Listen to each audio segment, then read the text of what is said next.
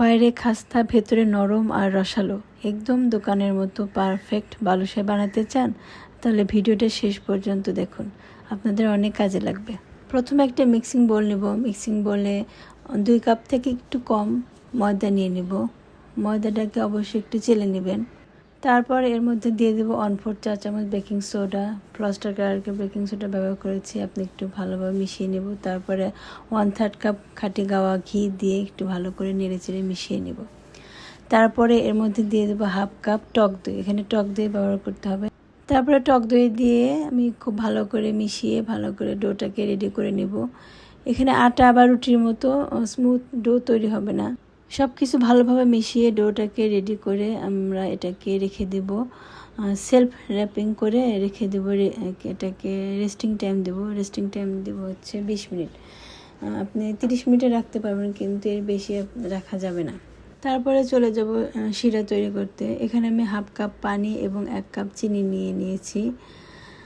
চিনিটাকে গলার পরে, মানে চিনি যখন গলে যাবে, একটা বলক আসার পরে চুলাটাকে বন্ধ করে এখানে আমি আগে থেকে 1 চা চামচের মতো লেবুর রস আর একটা লেবুর স্লাইস দিয়ে এটাকে ঢেকে রাখবো। তারপরে চলে যাব আমরা খামিরের কাছে। এর মধ্যে খামিরে 20 মিনিট রেস্টিং টাইম শেষ হয়ে যাবে। তারপর এটাকে 4টে ভাগ করে নিয়ে ভিডিওতে দেখানো নিয়ম অনুসারে এভাবে ছিঁড়ে একটা এরকম করে লেয়ারিং করব। তাহলে যখন বালুশাহী মিষ্টি বানালে মানে খাওয়া বা ভাঙার সময় দেখবেন যে সুন্দর একটা লেয়ার তৈরি হয়েছে। আমি বালুশাহী মিষ্টির জন্য প্রত্যেকটা খামিরকে 30 গ্রাম করে মেপে নিয়েছি। আপনারা আপনাদের পছন্দ মতো মাপে করে নেবেন।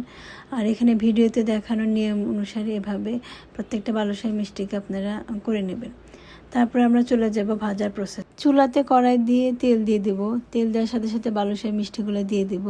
মিষ্টিগুলোকে খুব হালকা আঁচে ভেজে নিতে হবে। কিছুক্ষণ পর দেখবেন যে বালুশাহী মিষ্টিগুলো উপরে ভেসে উঠেছে। তারপরে এক পাশ গাঢ় বাদামি করে ভেজে উল্টে দিব। উল্টে 2 পাশে গাঢ় বাদামি করে ভেজে তারপরে নামিয়ে নেব। মিষ্টি এবং শিরা হালকা গরম থাকা অবস্থায় এর মধ্যে দিয়ে 3 মিনিটের মতো রেখে দেব। 3 মিনিটে রেখে দেওয়ার পরে এখানে আমি 1/2 কাপের থেকে একটু বেশি গুঁড়া দুধ এবং 2 চা চামচের মতো ঘি দিয়ে একটা ইনস্ট্যান্ট মাওয়া তৈরি করে নিয়েছি। এভাবেই আসলে ইনস্ট্যান্ট মাওয়া তৈরি করা হয়। এর মধ্যে মিষ্টিগুলোকে গড়িয়ে কোটিং করে নিব। তারপরে তৈরি হয়ে যাবে পারফেক্ট বালুশাহী মিষ্টি, যার বাইরের লেয়ার ক্রাঞ্চি এবং ভেতরে রসালো। আপনারা এভাবে এই রেসিপিটা ট্রাই করে দেখবেন। আশা করি আপনাদের অনেক ভালো লাগবে। আর ভিডিওটা শেষ পর্যন্ত দেখার জন্য সবাইকে অনেক ধন্যবাদ।